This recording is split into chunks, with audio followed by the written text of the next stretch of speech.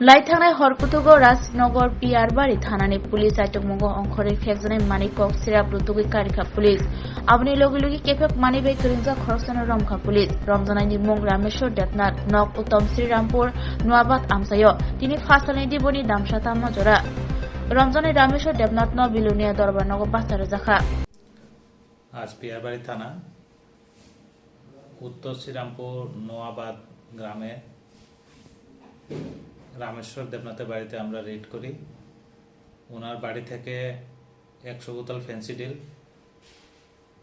বিভিন্ন জাতীয় বিলিতি মদ 125 বোতল সিজ করি এবং